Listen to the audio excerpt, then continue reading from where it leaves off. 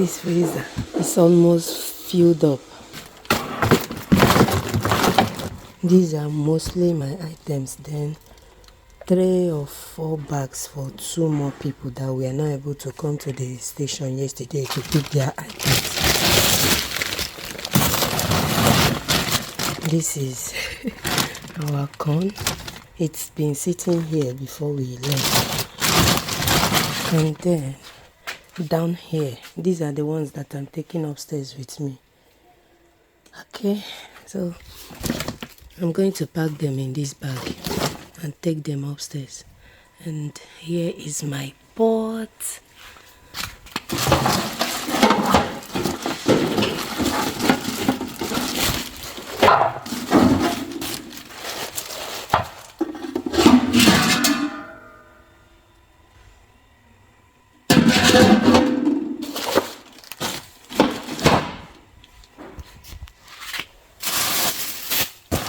The gala, I shared some yesterday at the train station. Then we've got this as well. More to share, but that would be on Sunday. Because if I leave all of this here, they will spoil on me. So it's better I share it to the kids in church. And then here's my abacha. This obono is for someone. Or is it my, okay, it's for someone. Let me put it here so. Let me just leave it here. And then what else? These ones are my gari. I have this, and that. I have 2 colors, white and yellow gari. These ones are pepper soup spices blended. This one is fresh oziza leaves. So I'm going to take it upstairs and open it up before they spoil on me here.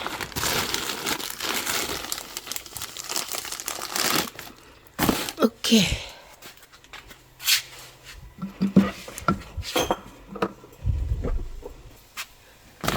And in this bag, we've got some bottles of granite, cashew, and what is it called again? Okwa, breadfruit.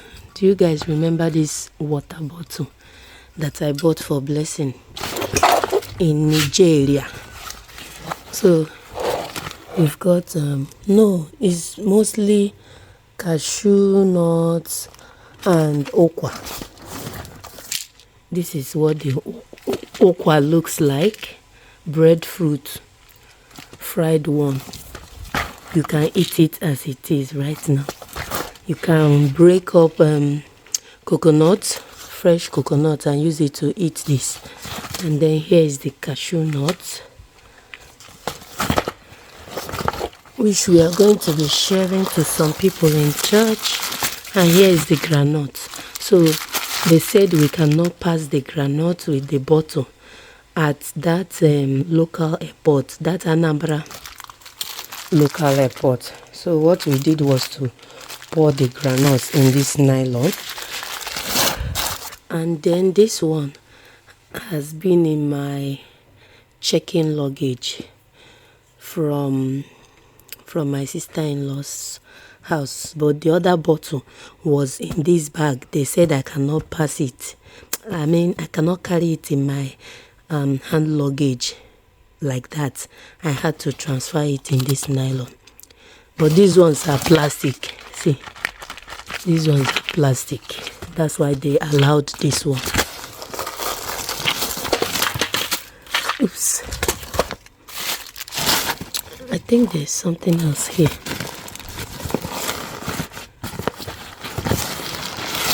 Okay. It's a nylon. So I don't know if I should take this one up or just leave it here for now with this one. Oh, I need to put this back.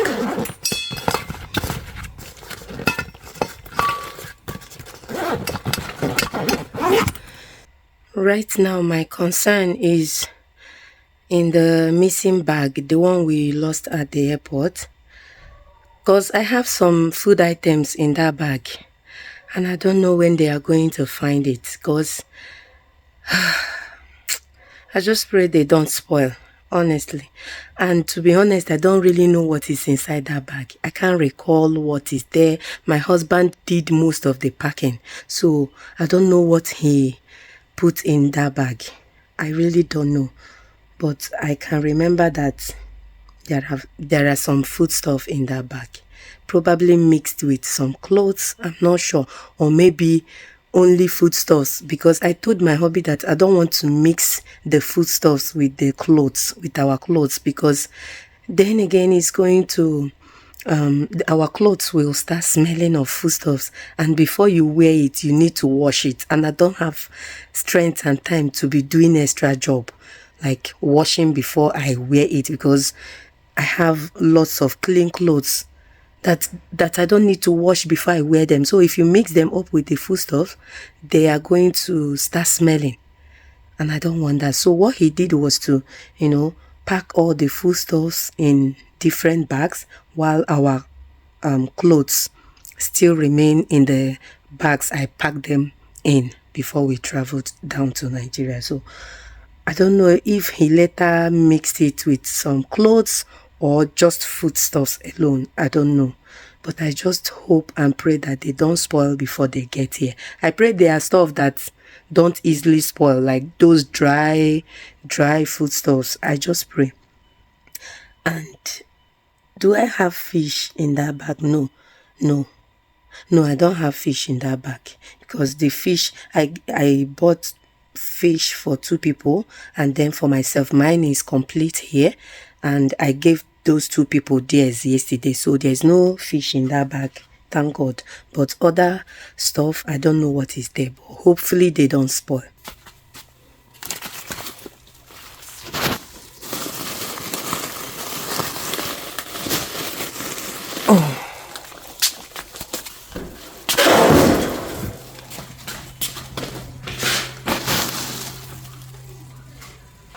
Where's my key? This bag is for somebody. We are taking it to the person on Sunday. It's filled with clothes, so there is no food items here. This one is going to church on Sunday. I'm going to leave this pot here for now. I'll come back for it later. Same as the gala. I'll come back for it later. And this bag as well. For now, this is the one I'm taking upstairs.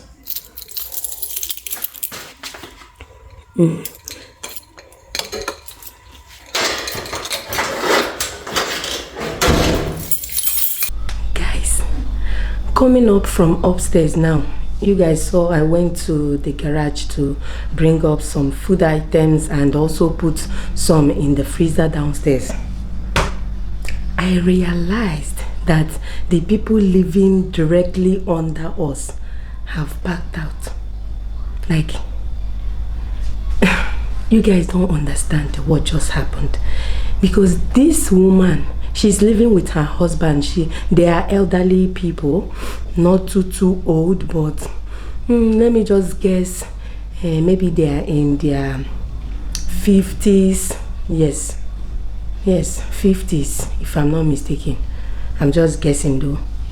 Now this woman has been on her neck since right from day one we moved. Okay, let me not say right from day one, because when we moved in here newly, she and her husband welcomed us so well. They even gave my kids Easter egg, because we moved in around Easter period in 2019. So they gave us Easter egg or eggs.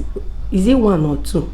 Either 1 or 2. They gave to my kids, and we were like, if you guys watched that video when we moved in here, I'm sure you can remember. I was like, these people that are welcoming us like this, they are good people. And which they were, not up until they changed. I don't know what changed them. I don't know what happened.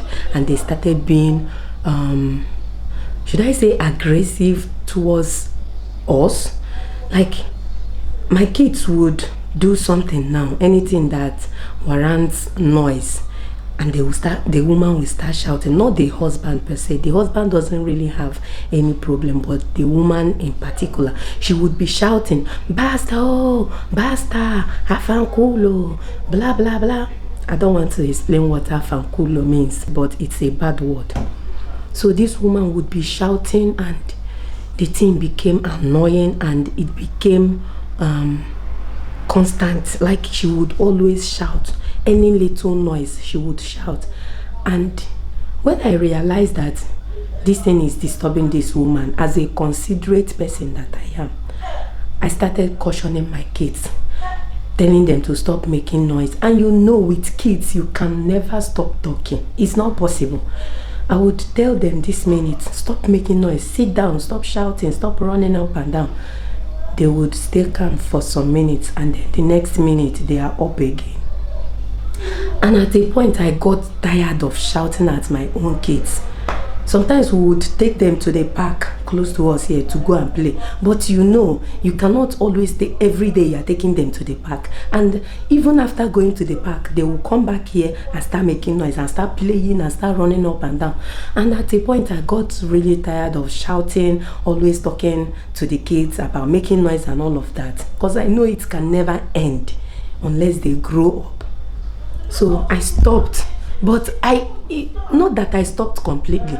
Sometimes I would, call them to order. Not sometimes, all the time, even though I stopped. But I was still talking. Just for that woman to be happy. But the day that I said, no, I'm not going to do that again, to the point that I was even sometimes, like I will call her, for them to stop making noise, for them to stop disturbing that woman, I will call my children in here. Go and look for what echo in here means. I would call her in here. But the day I said I will never again call my children in here was the day I was getting them ready for school. Blessing started crying. That time she had not started schooling. So she woke up, once the older ones are awake, getting ready for school, she herself would wake up as well. So she woke up and started crying. And then I was trying to calm her down because it was too early to start crying at that time. But before I continue with this part, when I gave birth to Blessing, I think she was like maybe around 3 months old, and one night like this, Blessing was crying and crying non-stop, and this woman was still down there shouting. I'm like, what type of human being is this woman that don't consider something? Like, you can clearly hear that this is a newborn baby's voice and not the one crying. Like, can't you understand? And I was trying my best to calm Blessing down that night, but you know how babies behave. She was crying. I didn't know what was wrong with her, but this woman was so uncomfortable with that cry. Now, that's by the way, the one I was talking about. So Blessing started crying, and then I was trying to calm her down, and this woman started shouting again, "Pastor, Pastor!" So what I did, I put my mouth out in the window. I was like, "Anketo, Pastor! Can't you see that these children are getting ready for school, and there's nothing I can do about it?" Even though I was trying to calm Blessing down. So that thing really pissed me off. I told her to, she herself, enough too. So that one aside, as if that was not enough, this woman and her husband sued us to court. Because I did not tell you guys. You guys didn't know what was really going on here. And that time we were not planning to relocate or whatever. So we started looking for another place to move into, because the disturbance was too much. We started looking for somewhere else to live. That was that time that we were doing house hunting. You guys didn't really know what we were going through in this house, and it didn't work. We just kept our cool. We were still looking for a new place on a low key. Not up until we are able to get this place to ourselves or for ourselves. And then they realized that this place is now ours, that there's nothing they can do anymore. they kept quiet for some time, and one day like that they wrote us a letter that we behave like uncivilized people just because of our kids. Because the kids, they cannot stop playing, they cannot stop making noise. Even if you are shouting and telling them to stop, sometimes they will behave. They will do that thing that makes them kids. You guys know, if you have children, you can relate. So this thing, I'm not even telling the whole story as it is. I'm just trying to cut it short. I don't want this video to be way too long.